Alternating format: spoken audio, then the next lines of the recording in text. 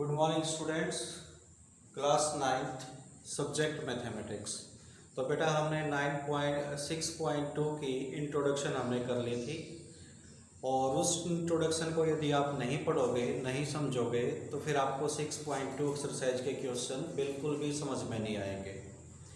तो 6.2 के क्वेश्चन समझने से पहले बेटा आप 6.2 से पहले जो मैंने इंट्रोडक्शन की वीडियो बनाई थी कि ट्रांसवर्सल लाइन क्या होती है, कोरस्पॉन्डिंग एंगल क्या होते हैं, अल्टरनेट इंटीरियर एंगल क्या होते हैं, तो इनके बारे में जानना ज़रूरी है। तो पहले उस वीडियो को अच्छी तरह से पढ़िए, समझिए, तब जाकर 6.2 के क्वेश्चन आपको समझ में आएंगे। तो बेटा मैं 6.2 का फर्स्ट क्वेश्चन स्टार्ट करता हूं। तो देखिए 6.2 एक्सरसाइज के क्वेश्चन इस तरह से है। सबसे पहला फर्स्ट क्वेश्चन है हमारा। तो फर्स्ट क्वेश्चन में जो डायग्राम है उसको बना लेता हूं मैं पहले इधर।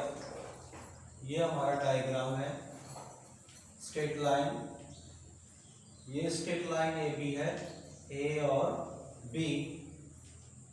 एक दूसरी स्ट्रेट लाइन है हमारी और ये स्ट्रेट लाइन है बेटा हमारी सी डी, सी और डी। तो इसमें एक लाइन इनको दोनों को इंटरसेक्ट करती है, ये वाली लाइन,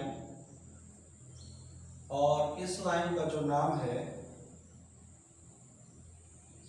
ये एंगल हमारा 50 डिग्री का, और इस एंगल का नाम बेटा उसने x दिया हुआ है, और इस एंगल का नाम बेटा उसने y रखा है, और ये जो हमारा एंगल है ये 130 डिग्री का एंगल है। तो सबसे पहले डायग्राम को समझना इंपॉर्टेंट है बेटा। अगर आप डायग्राम को नहीं समझ पाए तो आप क्वेश्चन नहीं कर पाओगे। तो ए बी और सी डी हमारी दो पैरेलल लाइन है, दो लाइनें हैं, और ये लाइन इन दोनों को इंटरसेक्ट करती है, और ये एंगल हमारा x डिग्री का, ये y डिग्री, और ये 130 डिग्री और ये 50 डिग्री। तो स्टेटमेंट में क्या लिखा हुआ है इसमें सबसे पहले तो बेटा लिखा हुआ है कि x और y की वैल्यू निकालिए, और दूसरे नंबर पर लिखा हुआ है कि आप दिखाइए कि जो AB है वो CD के पैरेलल है या नहीं है। तो इसका सॉल्यूशन करते हैं हम। तो सबसे पहले सॉल्यूशन देखिए आप। तो बेटा x और जो 50 है ये दोनों मिलकर इस लाइन को बनाते हैं, और जो लाइन को बनाते हैं उनको लीनियर पेयर बोलते हैं। तो बेटा x का और 50 का जो सम होगा वो 180 होगा। क्यों होगा? पीछे लिखिए लीनियर पेयर। जो ये पीछे रीजन लिखे जाते हैं बेटा, अगर ये रीजन आपने नहीं लिखे तो आपके उस क्वेश्चन में 0 मार्क्स आएंगे। क्योंकि आप देख लीजिए, यदि मैं भी आपको ये नहीं बताता कि इन दोनों का सम 180 है तो आपको समझ में नहीं आता कि इन दोनों का सम 180 क्यों लिखा सर ने। तो मैंने इसीलिए आपको बताया कि इसलिए लिखा है कि ये दोनों क्या है, लीनियर पेयर। इसका मतलब ये दोनों एंगल मिलकर एक लाइन बनाते हैं, और लाइन बनाने वाले एंगलों का सम 180 होता है। तो अब ये 50 है हमारा, 50 को मैं राइट साइड लेकर जाऊंगा तो ये 50 हमारा किसका हो जाएगा, माइनस का हो जाएगा। तो 180 में से 50 जाएगा तो कितना आ जाएगा बेटा, 130 आ जाएगा। तो हमारे पास x की वैल्यू आ चुकी है। अब मैं y की वैल्यू निकालूंगा। आप ध्यान से डायग्राम में देखिए, ये y है हमारा, ये 130 है। जब दो लाइनें इंटरसेक्ट करती हैं तो वो वर्टिकली अपोजिट एंगल बनाते हैं, और वर्टिकली अपोजिट एंगल इक्वल होते हैं। तो y किसके इक्वल होगा बेटा, 130 के। तो यहाँ पर लिख सकता हूँ therefore y is equal to 130। क्यों? यहाँ पर पीछे रीजन लिखिए वर्टिकल अपोजिट एंगल। तो ये वर्टिकल अपोजिट एंगल हो गई। तो इसने सबसे पहले बताया था कि x की वैल्यू निकालिए, x की हमने निकाल दी। फिर इसने कहा y की वैल्यू निकालिए, तो y की हमने निकाल दी। अब इसने कहा कि पैरेलल दिखाइए लाइनों को, AB और CD को पैरेलल दिखाना है। तो मैंने बेटा आपको बताया था जब दो लाइनों को पैरेलल दिखाना हो तो आपको 3 कामों में से एक काम करना है। क्या? या तो आप यूं करो कि जो कोरस्पॉन्डिंग एंगल का एक पेयर है उसको इक्वल दिखा दो और बोल दो लाइन आर पैरेलल, या आप ऐसा नहीं कर सकते तो दूसरे नंबर पर ऐसा कीजिए, अल्टरनेट इंटीरियर एंगल्स का एक पेयर इक्वल दिखा दीजिए और बोल दीजिए लाइंस आर पैरेलल। यदि आप ऐसा भी नहीं कर सकते तो आप तीसरा काम कीजिए, जो को इंटीरियर का एक पेयर है उन दोनों का सम 180 दिखा दीजिए और बोल दीजिए लाइंस आर पैरेलल। तो यहाँ पर देखिए आपको कौन सी जो फैसिलिटी है, कौन सा पॉइंट आपको मिल रहा है, कोरस्पॉन्डिंग का मिल रहा है या अल्टरनेट इंटीरियर का मिल रहा है या को इंटीरियर का मिल रहा है। यहाँ पर देखिए बेटा, ये जो एक्स एंगल है और ये जो वाई एंगल है, ये दोनों कैसे एंगल हैं, अल्टरनेट इंटीरियर एंगल। मैं चेक करता हूँ क्या ये दोनों इक्वल आ चुके हैं। देखिए x की वैल्यू 130 और y की वैल्यू 130, तो दोनों इक्वल आ चुके हैं। तो मैं यहाँ पर लिखूंगा, इसको मैं फर्स्ट इक्वेशन मान लेता हूँ और इसको मैं सेकंड इक्वेशन मान लेता हूँ। तो मैं लिखूंगा from first and second equation.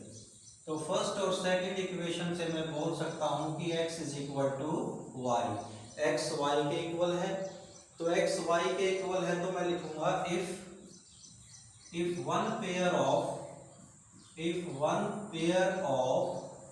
alternate interior angles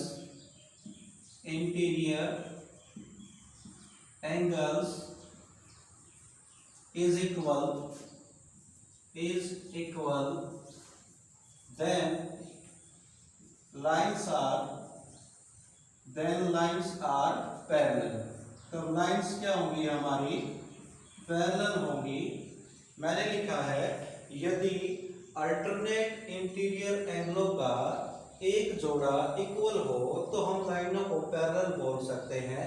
तो यहाँ पर x और y का जो एक जोड़ा है ये इक्वल आ गया बेटा, तो इसलिए मैं बोल सकता हूँ यहाँ पर hence AB is parallel to CD। तो मैंने यहाँ पर x और y एंगल निकाल कर दिखाए, फिर आपको बताया कि AB और CD पैरेलल क्यों है, क्योंकि अल्टरनेट इंटीरियर एंगल आ चुके थे तो हम लाइनों को पैरेलल बोल सकते थे। तो इस तरह से हम अपना फर्स्ट क्वेश्चन करेंगे। तो अब चलते हैं बेटा हम अपने सेकंड क्वेश्चन पर। तो देखिए सेकंड क्वेश्चन, उसकी आप क्या करना बेटा, जो मैथ की बुक है उसको अपने पास रखना जब ये क्वेश्चन करो, क्योंकि जब आप वीडियो देखो तो किसी भी क्वेश्चन का सॉल्यूशन देखने से पहले आप मैथ की बुक में उस क्वेश्चन की स्टेटमेंट को पहले अच्छी तरह से समझो, फिर उसका डायग्राम समझो और फिर वीडियो को देखो, तब जाकर आपको अच्छी तरह से समझ में आएगा। यदि आप ऐसा नहीं करोगे तो फिर आपको प्रॉब्लम हो जाएगी। तो मैं बार बार बताता हूँ कि मैथ की बुक आप अपने पास लेकर बैठो, पहले उसकी स्टेटमेंट पढ़ो और फिर उसको अच्छी तरह से समझो, डायग्राम देखो, फिर उसकी वीडियो देखो, तब जाकर अच्छी तरह से समझ में आएगा। तो हम क्वेश्चन नंबर सेकंड पर चलते हैं। क्वेश्चन नंबर सेकंड, उसका मैं डायग्राम बनाता हूं। पहले बेटा इधर देखिए, ये AB, ये है हमारा लाइन AB और ये लाइन हमारी CD, A और B, और ये लाइन है हमारी C और D, और ये लाइन है हमारी EF, E और F। तो इन तीनों लाइनों को एक लाइन इंटरसेक्ट करती है, ये वाली। तो ध्यान से देखना, ये एंगल उसने ले रखा है हमारा x और ये एंगल उसने ले रखा है हमारा y और ये एंगल हमारे को गिवन है z। z degree, y degree और x डिग्री। अब यहां पर हमारे को देखो सॉल्यूशन करते हैं क्वेश्चन नंबर सेकंड का। ये क्वेश्चन नंबर सेकंड है हमारा। इसमें हमारे को गिवन है कि AB किसके पैरेलल है, CD के, और CD किसके पैरेलल है, EF के। ये हमारे को दिया गया स्टेटमेंट में। आप ध्यान से स्टेटमेंट पढ़ना। और एक चीज और दे रखी है कि जो y और z की रेशो है, तो y और z की रेशो दे रखी है 3:7, 3:7। तो हमें x की वैल्यू निकालनी है। तो पहले तो स्टेटमेंट को हम ध्यान से पढ़ेंगे। ए बी सी डी के पैरेलल है, तो ए बी हमारी सी डी के पैरेलल होगी, ये पैरेलल है सी डी के। और जो सी डी है हमारी वो ई एफ के पैरेलल है। इसका मतलब तीनों लाइनें हमारी पैरेलल होगी। ए बी किसके पैरेलल? सी डी के। और सी डी किसके पैरेलल? ई एफ के। तो तीनों लाइनें हमारी पैरेलल हैं। तो बेटा ये लाइन पैरेलल दे रखी है, तो हम इनका फायदा उठा सकते हैं। अब बच्चे कहेंगे सर क्या फायदा उठा सकते हैं? तो बेटा जो लाइनें पैरेलल होती हैं उनके सभी कोरस्पॉन्डिंग एंगल इक्वल होते हैं और सभी अल्टरनेट इंटीरियर एंगल इक्वल होते हैं और उनके को इंटीरियर एंगलों का सम 180 होता है। तो ये तीन फायदे हम उठा सकते हैं जहां पर हमें जरूरत पड़ेगी। तो सबसे पहले मैं यहाँ देखते एंगल y और z की रेशो देखिए 3:7 है। तो रेशो के क्वेश्चन आपने कर रखे हैं बेटा। तो मैं एंगल y को क्या लेट कर लेता हूं, लेट y = 3t। तो आपको पता होगा जब रेशो दी जाती है तो आप उनके साथ x लगा देते थे। तो यहाँ पर मैंने x नहीं लगाया, t लगाया है। x क्यों नहीं लगाया? क्योंकि बेटा x मेरा पहले से ही क्वेश्चन में आया हुआ है और जो वेरिएबल क्वेश्चन में आ चुका है उसका यूज हम नहीं कर सकते, तो इसलिए मैंने कोई और वेरिएबल लिया है। तो मैंने y एंगल को तो मान लिया 3t और मैं z एंगल को मान लेता हूं 7t। तो लेट z एंगल हो गया हमारा 7t। अब डायग्राम में आप देखिए ध्यान से, अगर आप इस बीच वाली लाइन को भूल जाओ, 1 मिनट के लिए आप इस बीच वाली लाइन को छोड़ दो और ये एंगल y भी छोड़ दो। इस तरह से अगर मैं इरेज करके दिखाऊं आपको, ये देखिए बीच वाली लाइन मैंने इरेज कर दी, इधर से भी और इधर से भी। तो अब देखिए आप ध्यान से, दो लाइनें हैं ए बी और ई एफ, दोनों पैरेलल हैं और x और z कैसे एंगल हैं बेटा? Alternate interior angle. तो ये दोनों क्या होंगे? इक्वल। तो मैं यहाँ पर लिख सकता हूँ x = z alternate interior angles किसके? Of A B parallel to E F. ये रीजन लिखना जरूरी है। अगर आप रीजन को नहीं लिखोगे, मैं कई बार बता चुका हूँ ये बात, पीछे रीजन लिखना जरूरी है, बार बार नहीं बताई जाएगी बेटा। जो पीछे रीजन लिखना मोस्ट इंपॉर्टेंट है, अगर वो आपने नहीं लिखा तो आपके नंबर 0 मिलेंगे, क्वेश्चन चाहे ठीक हो। तो x और z इक्वल आ चुके हैं। तो z हमारा क्या है? 70। तो देयरफॉर तो x भी हमारा क्या होगा? 70 होगा। तो x भी हमारा 70 आ चुका है। अब वो बीच वाली जो लाइन मैंने इरेज करी थी दोबारा मैं आपको यहाँ पर बना देता हूँ, C और D। और जो एंगल y था हमारा, मैं चेक कर लेता हूँ कहाँ पर था। एंगल y हमारा था इधर। तो अब ध्यान से देखना इधर, ये जो x एंगल है बेटा, ये x और y कैसे एंगल है? दोनों अंदर हैं और दोनों एक ही तरफ हैं। जब दोनों अंदर हों और दोनों एक ही तरफ हों तो उन एंगलों को हम क्या नाम देते हैं? को इंटीरियर एंगल। तो ये को इंटीरियर एंगल हैं, इनका सम 180 होगा। तो यहाँ पर लिखेंगे हम x + y = 180। तो यहाँ पर रीजन लिखेंगे, क्यों? क्योंकि ये कैसे एंगल हैं? को इंटीरियर एंगल्स। तो ये हमारे को इंटीरियर एंगल्स हैं। अब x की वैल्यू देखो बेटा, इधर से ये x की वैल्यू है, ये z की वैल्यू है और ये y की वैल्यू है। तो मैं x की वैल्यू 70 पुट कर देता हूँ और y की वैल्यू कितनी है हमारी? 3t, ये पुट कर देता हूँ = 180। 70 और 3t बेटा हो गए 10t और = 180। तो यहाँ तक हमने क्वेश्चन कर लिया है अपना। मैं ऊपर वाला पार्ट इरेज कर देता हूँ, उधर जगह नहीं बची, तो यहाँ तक कर देता हूँ मैं। अब जो आगे का क्वेश्चन है मैं ऊपर लिखूंगा, तो ध्यान दो। हमारा क्या आ चुका है, tan t is equal to 180, tan t is equal to 180 आ रहा है, दिखाई दे रहा है, tan t is equal to 180। तो मैं इस tan को उधर लेकर जाऊंगा, तो tan उधर जाएगा तो बेटा डिवाइड में जाएगा, तो 0 से 0 कैंसिल हो गई, तो t की वैल्यू बेटा आ गई 18। तो t की वैल्यू 18 आ चुकी है। तो अब हम इसकी वैल्यू निकाल सकते हैं। इस क्वेश्चन में उसने पूछा था कि x की वैल्यू बताइए, तो x हमारा किसके इक्वल था, x इज इक्वल टू, ध्यान दीजिए x हमारा 70 के इक्वल था, तो 70, और हमें t की वैल्यू का पता चल गया है। और नीचे वाला पार्ट में इरेज कर देता हूं, क्योंकि इसको आप समझ भी चुके हो और देख भी चुके हो। अगर आपको दोबारा देखना है तो वीडियो को स्टॉप कीजिए और पीछे लेकर जाइए, फिर दोबारा से आप इसको देख सकते हो। तो t की वैल्यू 18 है, तो यहाँ पर हम t की वैल्यू पुट करेंगे 7 × 18, और 18 7 जा होता है 126। तो हमारी जो x की वैल्यू है यही हमें निकालनी थी, और हमारी x की वैल्यू आ चुकी है 126। तो इस तरह से हम अपना सेकंड क्वेश्चन करेंगे। तो अब हम चलते हैं बेटा थर्ड क्वेश्चन की तरफ।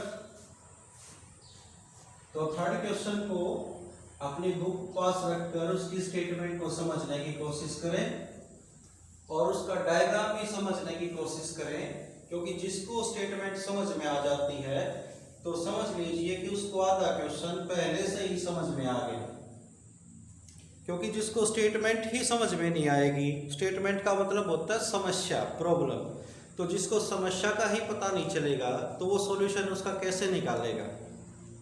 तो क्वेश्चन नंबर थर्ड पर आते हैं। थर्ड का डायग्राम बनाता हूं बेटा। यहाँ पर ये लाइन दे रखी है हमारे को ए बी, ये हमारा ए और ये बी, और एक लाइन दे रखी है हमारे को सी डी, ये हमारा सी और ये हमारा डी। तो बेटा एक दे रखा है हमारे को एफ ई परपेंडिकुलर, ये एफ है और ये ई है, और ये परपेंडिकुलर दे रखा है इस लाइन पर, और एक पॉइंट इधर दे रखा है हमारा जी, और जी और ई को मिला रखा है।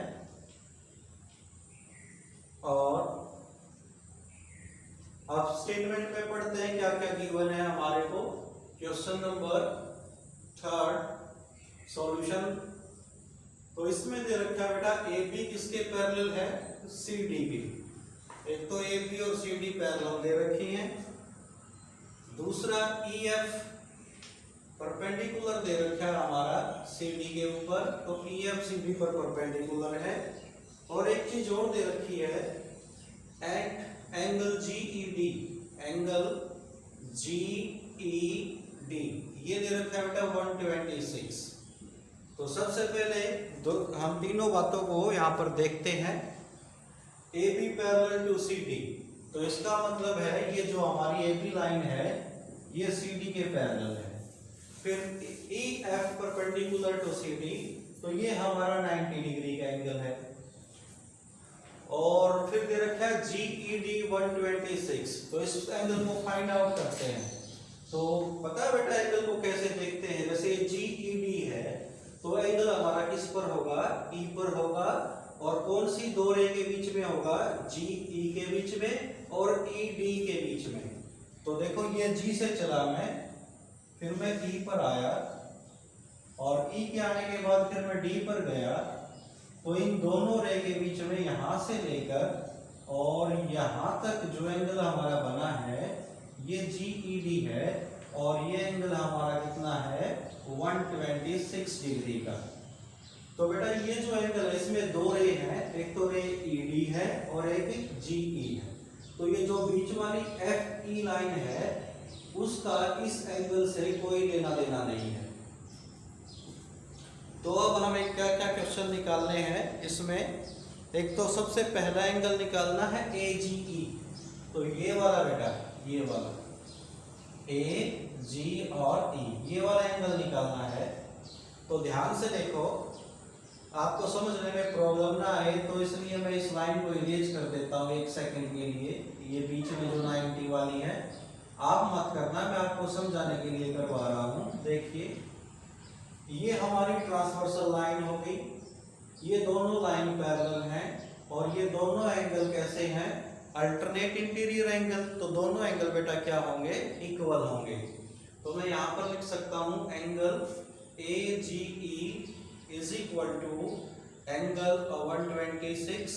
क्यों, alternate interior angles of AP parallel to C। तो हमें पहला एंगल निकाल दिया AGE। मैंने ये लाइन इरेज की थी, मैंने आपको समझाने के लिए की थी, आप मत करना इसको। तो दूसरा एंगल निकालना GEF।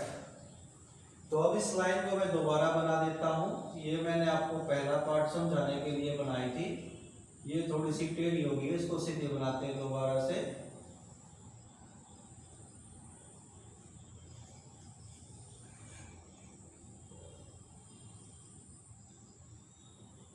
और ये पॉइंट क्या था हमारा बेटा, F।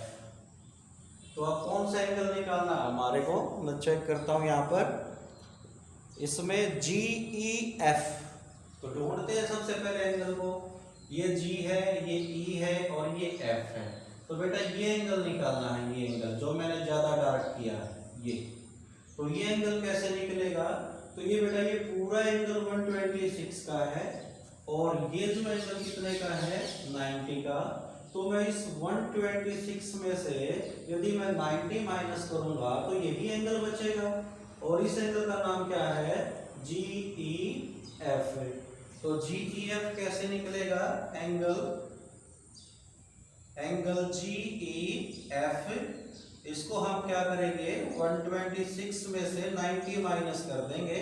तो मैंने आपको बताया कि कैसे किया है, क्योंकि ये कंप्लीट एंगल 126 का है, इसमें से हम 90 को माइनस कर देंगे तो ये हमारा ये एंगल बचेगा जो मैंने ज्यादा डार्क कर रखा है और इसका नाम है GEF।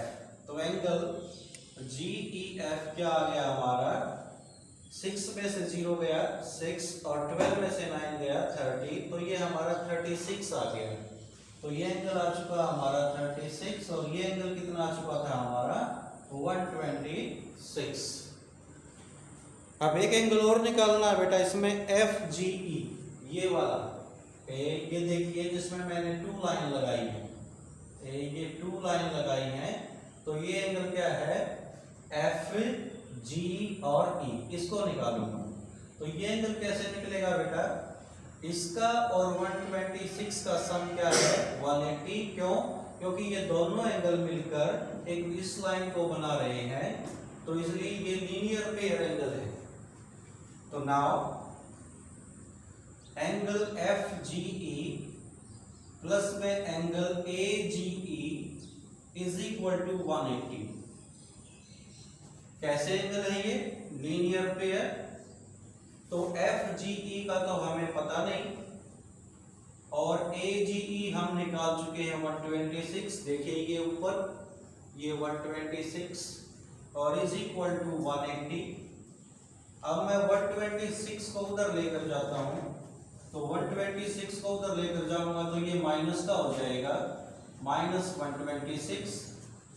तो angle FGE is equal to 10 में से 6 गया 4 और 7 में से 2 गया 5, तो ये एंगल हमारा 54 डिग्री का आ गया। तो इस तरह से बेटा हमने क्वेश्चन नंबर 3 किया। अगर फिर भी आपको कोई प्रॉब्लम आती है किसी भी क्वेश्चन में तो आप उसको दोबारा से पूछ सकते हो बेटा, मेरे पर्सनल नंबर पर कांटेक्ट करके या व्हाट्सएप करके या वीडियो को दोबारा से देख कर। अब हम चलते हैं बेटा अपने क्वेश्चन नंबर 4 की ओर। तो क्वेश्चन नंबर 4 करते हैं।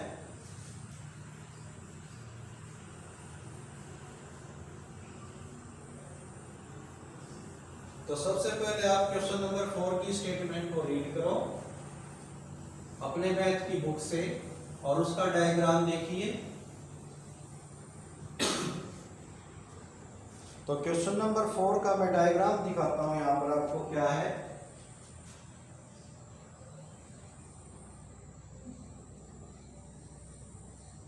इस तरह से ये डायग्राम बना हुआ है।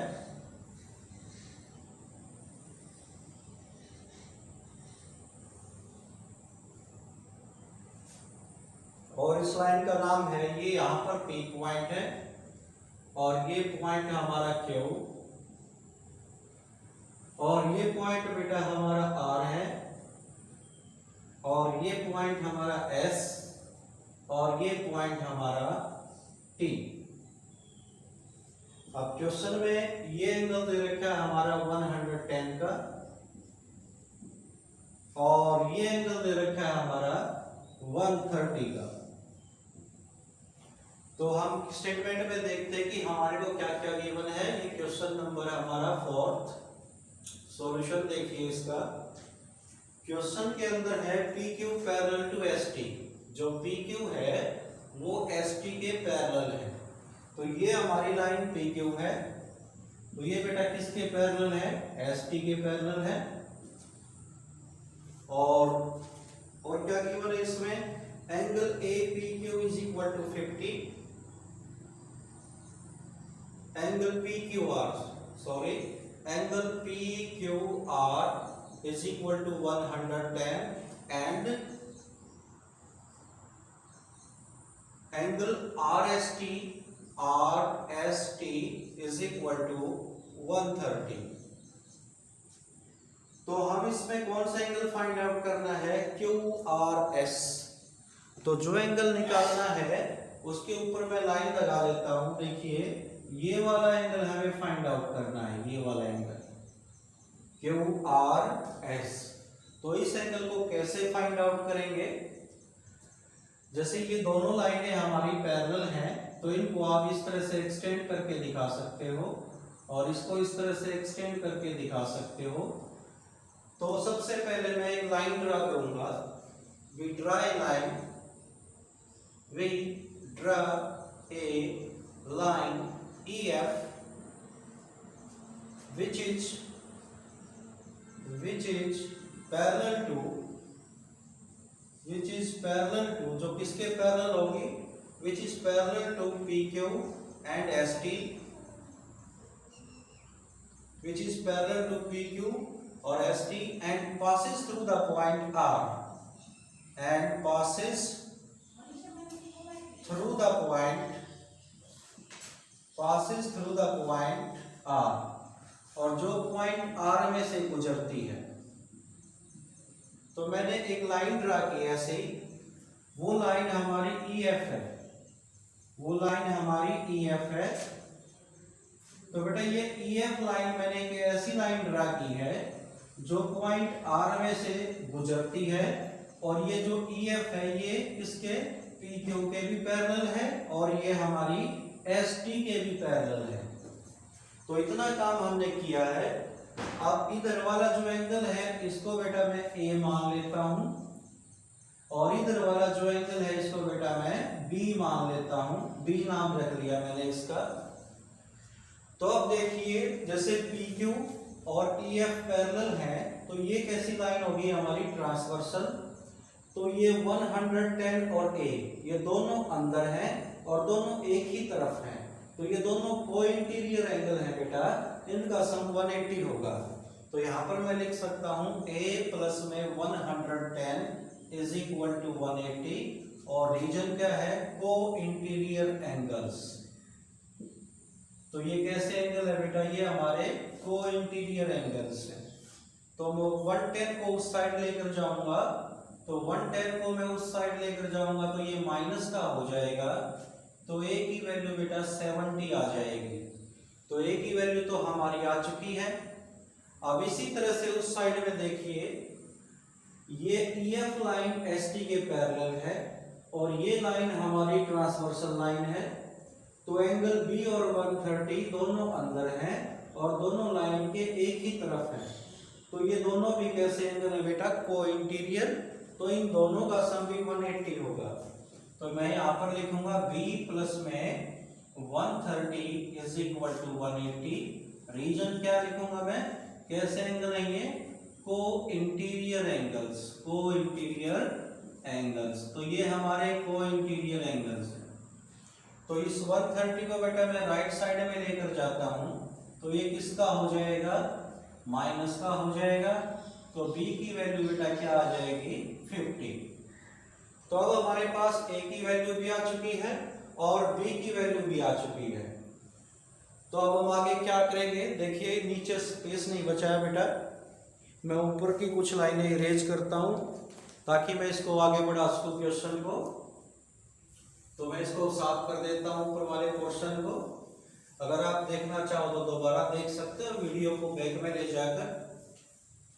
अब इधर देखो बेटा, ये तीनों एंगल, इधर देखिए नीचे की तरफ, ये ए एंगल और ये एंगल, इस एंगल का नाम बेटा क्या है? क्यू, आर और एस।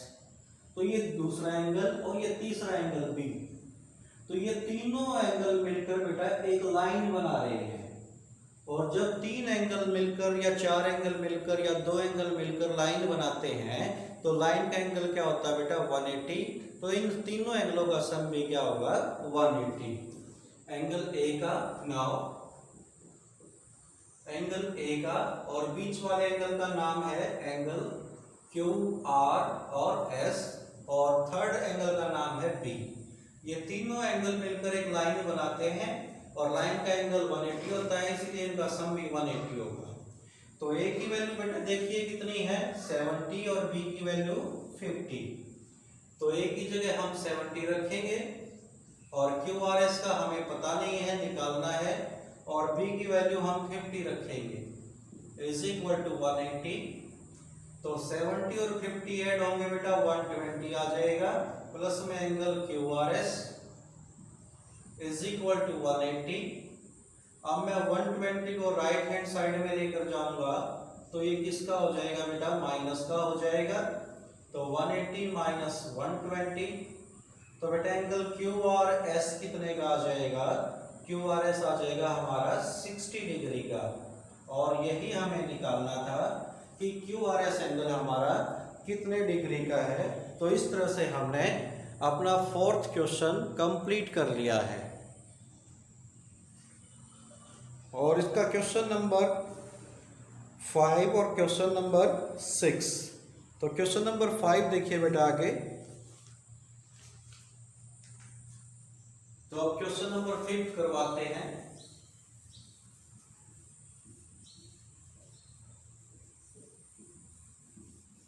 क्वेश्चन नंबर 5 की आप स्टेटमेंट रीड कीजिए कि स्टेटमेंट क्या है। अपने अपनी मैथ की बुक को अपने साथ रखिए और स्टेटमेंट समझने की कोशिश कीजिए और उसका डायग्राम भी समझिए। तो क्वेश्चन नंबर 5 है बेटा, उसका डायग्राम मैं बनाता हूं यहां पर। तो इसका डायग्राम है बेटा, एक तो लाइन ये है ए बी और एक लाइन है हमारी सी डी। ये लाइन हमारी ए बी है, ये ए और ये बी, और ये लाइन है हमारी सी और ये डी। इसके अंदर एक ट्रायंगल दे रखी है और उस ट्रायंगल का नाम है बेटा पी क्यू आर। ये पी पॉइंट, ये क्यू पॉइंट और ये आर पॉइंट। अब इसमें ये एंगल जो हमारा है ये 50 का गिवन है और ट्रायंगल के अंदर ये जो एंगल है ये y और ये जो एंगल है हमारा ये x और ये जो एंगल दे रखा है बेटा हमारे को ये 127 डिग्री। तो यहां पर क्वेश्चन नंबर 5, तो इसमें गिवन है बेटा सॉल्यूशन देखिए। AP parallel to CD, AP और CD हमारे दोनों लाइनें पैरेलल हैं और angle APQ, angle APQ is equal to 50, उसमें दिखा रखा है डायग्राम में। और angle PRD and angle PRD ये बेटा हमारा 127 ये भी हमने डायग्राम में दिखा रखा है। तो इस क्वेश्चन में बेटा हमने x और y की वैल्यू फाइंड आउट करनी है और लाइनें हमारी पैरेलल हैं। तो देखिए बेटा हम इस क्वेश्चन को कैसे करते हैं। सबसे पहले तो आप इधर देखिए, अगर इस लाइन को आप छोड़ दीजिए, जो ये y है ना, आप मत करना एरिया जिसको, मैं तो एरिया आपको समझाने के लिए कर रहा हूं। देखिए ये हमारी ट्रांसवर्सल लाइन है और ये दोनों लाइनें पैरेलल हैं। तो x और 50 देखिए आपको कैसे एंगल नजर आते हैं, अल्टरनेट इंटीरियर एंगल। तो मैं यहाँ पर लिख सकता हूँ therefore x is equal to 50। तो alternate interior angles AB parallel CD। तो हमें x की वैल्यू का तो पता चल गया। ये लाइन जो मैंने इरेज की थी वो आपको समझाने के लिए की थी, लेकिन आप नहीं करोगे बेटा। तो अब इस लाइन को मैं दोबारा से बना देता हूं और ये एंगल हमारा क्या था, y। अब हम y की वैल्यू कैसे निकालेंगे वो देखिए। तो y की वैल्यू, अब मैं इस लाइन को इरेज करता हूं केवल आपको समझाने के लिए, आप मत करना बेटा। अब ध्यान से देखना, इधर इतना इरेज करने के बाद थोड़ा सा जूम करके फोकस करके इधर देखिए। ये हमारी ट्रांसवर्सल लाइन है और ये 127 और ये दोनों एंगल मिलाकर, ये दोनों एंगल मिलाकर, ये दोनों एंगलों को मिलाएंगे तो ये क्या बन जाएगा, 50 प्लस y। दोनों एंगलों को यदि हम मिलाएंगे तो ये 50 प्लस y बन जाएगा। तो ये 127 और ये 50 प्लस y, ये कैसे एंगल है, अल्टरनेट इंटीरियर एंगल। तो ये दोनों एंगल बेटा इक्वल होंगे। यहाँ पर मैं लिखूंगा 50 plus y is equal to 127। ये हमारे alternate interior angles AB parallel to CD। तो बेटा जो ये 50 है मैं इसको राइट साइड में लेकर जाऊंगा तो ये माइनस का हो जाएगा और इस 127 में से 50 माइनस करेंगे, 7 में से 0 गया 7 और 12 में से 5 गया 7। तो हमें x और y की वैल्यू निकालनी थी बेटा, वो हमने निकाल दी। x की वैल्यू 50 आ गई और y की वैल्यू 77 आ गई। इस डायग्राम को दोबारा से मैं बना देता हूं। मैंने ये सारे जो रफ किया था वो आपको समझाने के लिए किया था और ये हमारा y। तो इस तरह से आप इस क्वेश्चन को करोगे। ये क्वेश्चन नंबर 5। अब हमारा इस एक्सरसाइज का लास्ट क्वेश्चन, क्वेश्चन नंबर 6। तो क्वेश्चन नंबर 6 थोड़ा सा ध्यान से समझना बेटा, वो इस एक्सरसाइज का इंपॉर्टेंट क्वेश्चन है। तो उसकी स्टेटमेंट आप वीडियो देखने से पहले अच्छी तरह से 2 बार 3 बार पढ़िए और उसको समझिए। तो फिर करते हैं उस क्वेश्चन को। क्वेश्चन नंबर 6 देखिए बेटा, क्वेश्चन नंबर 6 का डायग्राम हमारे पास 2 मिरर है। एक तो मिरर है PQ, ये एक मिरर है बेटा, इसका नाम है P और Q। और मैं इस तरफ ये डैश लगा रहा हूं। इस तरफ डैश लगाने का मतलब है कि इस तरफ से मिरर में देखा नहीं जा सकता। इधर से पेंट किया गया है या कागज लगाया गया है, तो इधर से हम अपने चेहरे को देख नहीं सकते। और जिस तरफ डैश नहीं है तो इस तरफ से हम अपने चेहरे को देख सकते हैं। तो ये PQ मिरर है। और दूसरा मिरर है बेटा हमारा RS। ये मिरर है हमारा R और S। इसमें भी बेटा मैं इधर डैश लगाता हूं। तो जिस तरफ मैं डैश लगा रहा हूं इसका मतलब उस तरफ मिरर पर कागज चिपका हुआ है या पेंट किया हुआ है, उस तरफ से हम उसके अंदर नहीं देख सकते, दूसरी तरफ से देख सकते हैं। तो ये 2 मिरर हो गए हमारे PQ और RS। अब मैंने क्या किया बेटा, यहां से एक रे को डाइवर्ट किया उधर। मैंने यहां से हाथ में वो लेजर लाइट देखी ना आपने, ज्यादा दूर तक जाती है, वो रेड रेड कलर की लेजर लाइट गांव में एक आध बच्चा ले आता है, बड़ी दूर तक जाती है। तो मान लीजिए वो है मेरे हाथ में और मैंने उस लेजर लाइट को इस मिरर पर इस तरह से यहाँ से चलाया, तो यहाँ से चलाऊंगा तो ये मिरर में से टकरा कर इधर जाएगी ये रे। तो जब ये मिरर में से टकरा कर इधर जाएगी तो फिर ये दूसरे मिरर से टकराएगी, तो जब ये दूसरे मिरर से टकराएगी तो फिर ये इधर जाएगी। अब आपको सर की फिर ये दूसरे से नहीं टकराएगी, नहीं, हमने इतना ही पोर्शन लेना है। इस तरह से टकराती रही तो हम इसी में लगे रहेंगे। तो हमें 2 ही बार क्या करना है, वो रे यहाँ से हम छोड़ेंगे, पहले इस मिरर पर टकराकर रिफ्लेक्ट होकर दूसरे मिरर पर आएगी, फिर रिफ्लेक्ट होकर फिर इधर जाएगी। तो इतना ही क्वेश्चन हमारे को दिया गया है। तो ये जो रे है ये कहाँ से छोड़ी गई है, ए पॉइंट से, और ये पी क्यू मिरर को कहाँ पर रिफ्लेक्ट करती है, टकराती है, ये बी पॉइंट पर। ये पॉइंट हमारा बी है और दोबारा से फिर ये इधर आएगी और आर एस मिरर पर टकराएगी, तो किस पॉइंट पर, सी पर, और फिर क्या करेगी, ये डी पॉइंट में से होती हुई जाएगी। तो हमारे को बेटा क्या करना है इस क्वेश्चन में, जो ए बी है वो सी डी के पैरेलल दिखानी है और ये दोनों मिरर हमारे पैरेलल हैं, ये गिवन है हमारे को। इस क्वेश्चन को बड़े ही ध्यान से देखना। तो गिवन है हमारे पास P Q parallel to R S, ये गिवन है।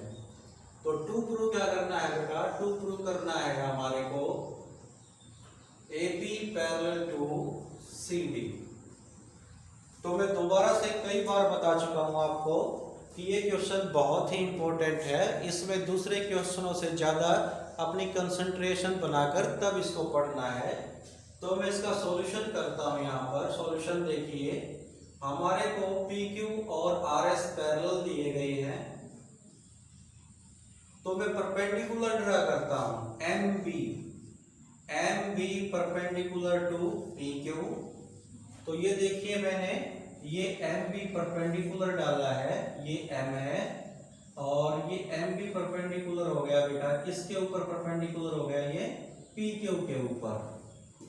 और दूसरा मैं परपेंडिकुलर डालता हूं N C perpendicular to R S. तो जो ये परपेंडिकुलर डाला है मैंने, ये परपेंडिकुलर है बेटा, ये एन सी, ये मैंने परपेंडिकुलर किस मिरर पर डाला है, आर एस पर। अब मैं इस एंगल का नाम तो बेटा 1 रखता हूं और इस एंगल का नाम 2, ठीक है, और इस एंगल का नाम बेटा मैं 3 रखता हूं और इस एंगल का नाम रखता हूं 4। अब हम आगे चलते हैं। अब देखो बेटा यहाँ पर जो एंगल 1 और 2 है, ये दोनों एंगल बेटा इक्वल हैं। तुम कहोगे कैसे हैं सर, आपने साइंस में पढ़ा होगा, फिजिक्स में पढ़ा होगा कि angle of incidence is equal to angle of reflection, यानी इंसिडेंस एंगल रिफ्लेक्शन एंगल के इक्वल होता है। तो ये जो ए से हमारी रे गई, तो ये इंसिडेंस रे है हमारी, तो इसने एंगल 1 बनाया, और जब ये रिफ्लेक्ट होकर इधर आई तो ये रिफ्लेक्शन रे है, तो इसने एंगल 2 बनाया। तो एंगल 1 तो हो गया हमारा एंगल ऑफ इंसिडेंस और एंगल 2 हो गया हमारा एंगल ऑफ रिफ्लेक्शन।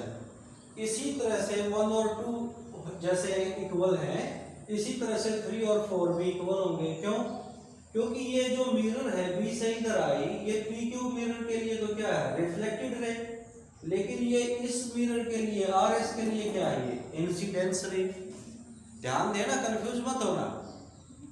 जब ये इस मिरर पर टकरा कर इधर आई तो ये पी क्यू मिरर के लिए तो रिफ्लेक्टेड रे होगी, और ये आर एस की तरफ आ रही है तो इस मिरर के लिए ये इंसिडेंस रे होगी। तो इसने बनाया एंगल 3, और फिर ये टकरा कर फिर गई तो ये रिफ्लेक्टेड रे होगी, तो इसने बनाया angle 4।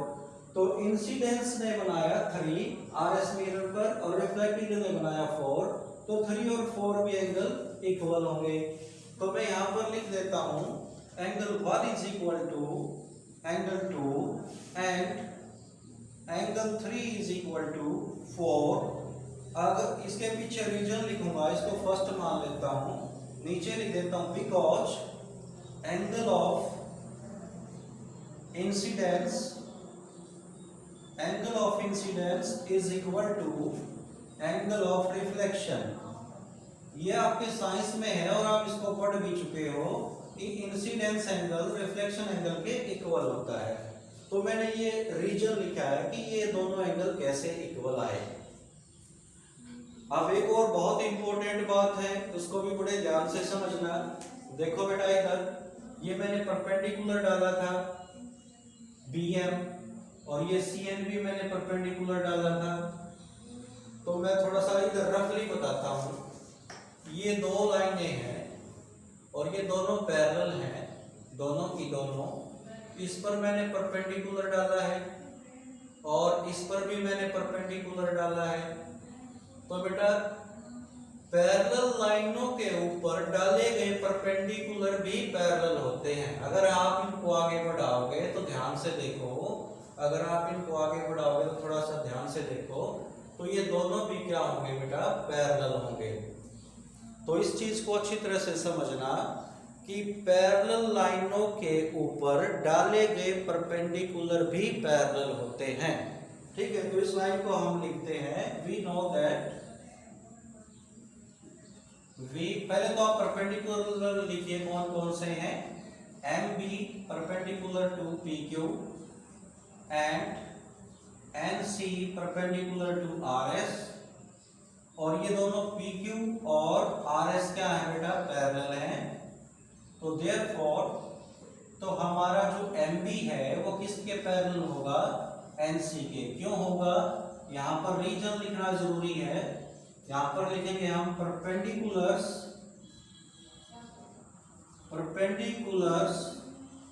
On parallel lines are also parallel. ये बहुत इंपॉर्टेंट रिजल्ट है कि पैरेलल लाइनों के ऊपर डाले गए परपेंडिकुलर भी क्या होते हैं, पैरेलल होते हैं। तो बेटा जो ये MB है और NC है ये पैरेलल हो गए। तो ये पैरेलल हो गए, तो देखिए मैं इसको रब कर देता हूं आपको समझाने के लिए, आप मत करना, ध्यान देना इधर। ये देखिए ये दोनों पैरेलल हो गए हैं BM और NC।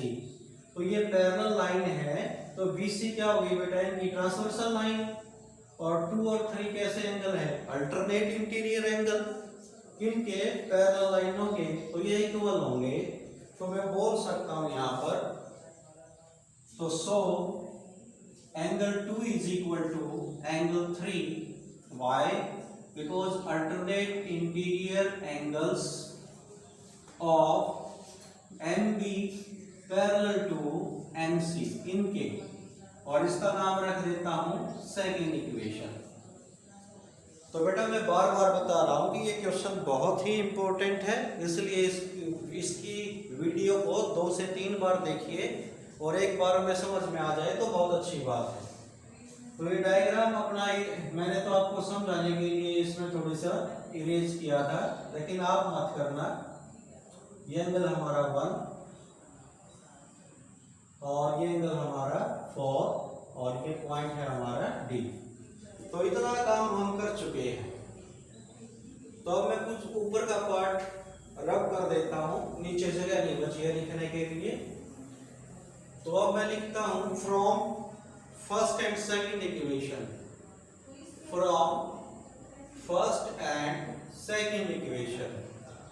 तो फर्स्ट और सेकंड इक्वेशन से मैं बोल सकता हूं बेटा angle 1 is equal to angle 2 is equal to angle 3 is equal to angle 4। चारों एंगल इक्वल होंगे। कैसे, 1 2 के इक्वल, ध्यान देना मेरी उंगली कहां पर जा रही है, 1 तो 2 के इक्वल, और नीचे आओ 2 3 के इक्वल, फिर ऊपर आओ 3 4 के इक्वल, हो गए ना चारों इक्वल। तो इनमें से मैं कोई भी 2 एंगल ले सकता हूं। अब मैं नीचे वाला रब कर देता हूं, इसका काम पूरा हो चुका है।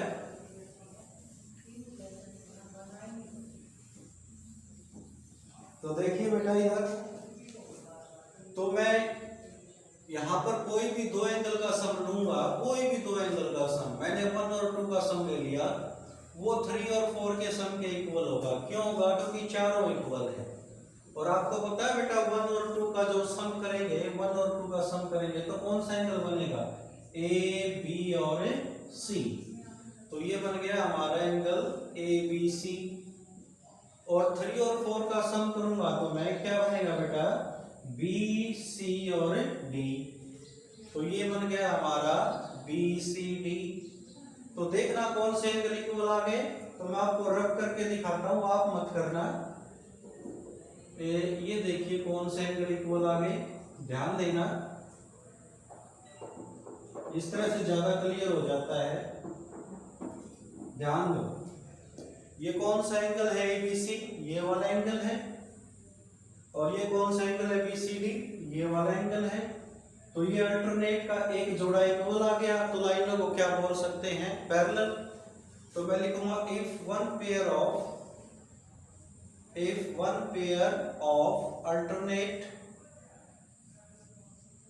alternate interior angles is equal, then lines are parallel। तब लाइंस क्या होती है हमारी?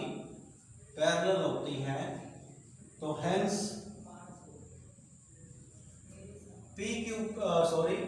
AB parallel to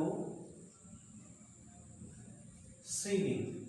तो इसीलिए हम AB और CD को क्या बोल सकते हैं? पैरेलल बोल सकते हैं। तो ये तो मैंने आपको समझाने के लिए रब किया था। तो बेटा आपने एक बार जो डायग्राम पूरा बना दिया तो उसको रब नहीं करना है।